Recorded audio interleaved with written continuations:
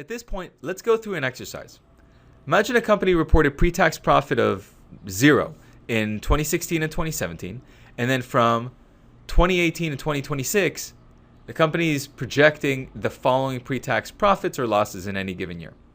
Now, assuming a tax rate of 40% and that the company would take advantage of the carryback option, calculate the following for each year through 2018 to 2026. Calculate GAAP taxes, cash taxes, and DTAs. Hit the pause button. This is actually a little trickier than you think, so I'd recommend you use Excel for this. Hit the pause button, give this a shot, and when you're ready, hit on pause and we'll go through this together. Okay, so let's go through this exercise. It is much easier to do it in Excel instead of just with a pen and paper. So the exercise was given a certain pre-tax profit and loss over the next 8 years, assuming a tax rate of 40% and that the company would take advantage of any carryback options if that possibility emerged. Calculate GAAP taxes, so we lay that out here, as well as cash taxes, and lastly, the deferred tax asset balance at the end of the period. Now, we've added several other rows in here, and I'm just going to highlight the ones that we specifically were asking for. And so the way to get through this is to just kind of walk through every individual year. What makes this tricky is that companies can always carry back as well as carry forward. They have the option, and just keeping track of what's going on to defer taxes versus current taxes can be a little challenging or sufficiently challenging where it merits using Excel. So the first line was actually fairly straightforward. The GAAP tax expense or benefit for any given year is just always going to be the pre-tax profit or loss itself times the tax rate of 40%.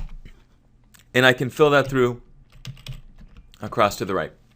The question of what happens to cash taxes is very much connected to what happens to the deferred tax asset balance.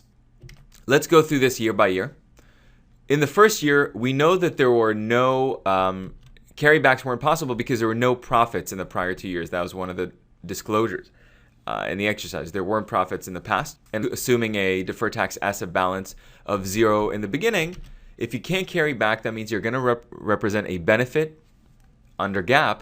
You're, of course, not going to pay any cash taxes in the beginning. You're going to record the offsetting entry to that tax expense is the creation of $2,000 worth of deferred tax assets because of the $5,000 in NOLs that are now available for carrying forward. And so what we see is we start with the deferred tax. So this is the balance sheet impact.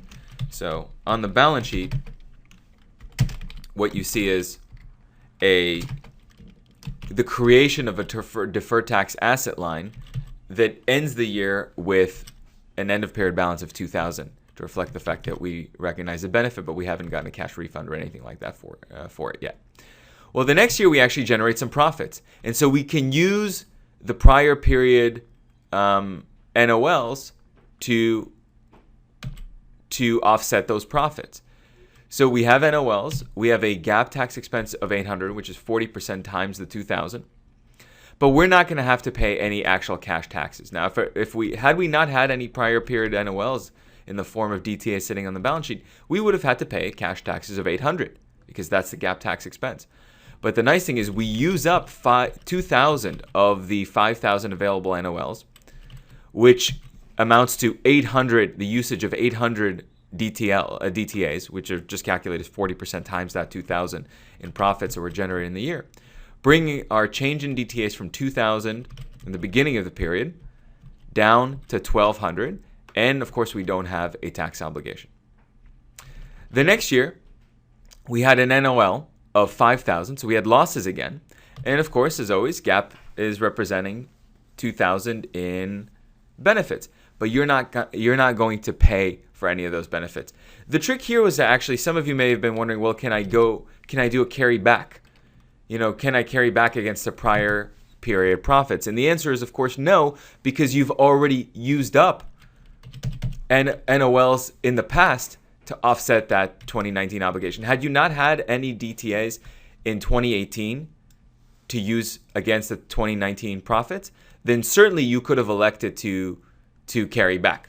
But in this case, it is not possible because you've used up NOLs already to not have to pay any taxes in 2019. So you're back to just adding NOLs to your deferred tax asset line. You have a benefit of $2,000. You have no, of course, you're not going to get a refund because you can't carry back. So what it simply does is it adds yet another $2,000 in DTAs to your deferred tax asset balance, bringing your total DTAs to $3,200. You started with $1,200 from the past. You had another $2,000, and now you're at $3,200. So this amounts to $8,000 in total losses that are available to be used up against any future profits. But the next year continued to generate losses. You had another $6,000 loss. So here this was fairly straightforward. It just added another $2,400 worth of DTAs to your balance, adding your cumulative NOLs available to $14,000. Well, the next year you finally turn a profit again. Of course, the IRS represents you, or under GAAP, you owe $2,000 tax expense. You don't pay a penny of it because you have $14,000 worth of NOLs. So $5,000 of those go away, bring your NOLs down to $9,000. And the equivalent in terms of what's represented on the balance sheet is instead of $5,600 in DTAs, you now have given up $2,000 of those DTAs to shield you from taxes in this period, bring your DTAs to $3,600. Next year, you have more profits. Now you have used up yet $5,000 more of your prior NOLs. You have $9,000. You've used up $5,000 of them for this year, bringing your remaining NOLs to $4,000 and your remaining DTA balance to exactly 40% of that, or $1,600. The next year, it's finally when you have to pay some cash taxes. You have $8,000 worth of profits, but you can only be shielded from half of those because you only have $4,000 worth of NOLs. So that means that even though you have a tax expense under GAAP of $3,200, you pay only $1,600 in cash taxes. Your DTA is fully reversed, is fully down to zero because you've used up all of your NOLs. And now going forward, as you generate profits, you have to pay fully cash taxes on them, and nothing is happening on the balance sheet. Notice at no point, this was a bit of a red herring, at no point did you actually have to pay, did you have an opportunity to carry back. You were only carrying forward.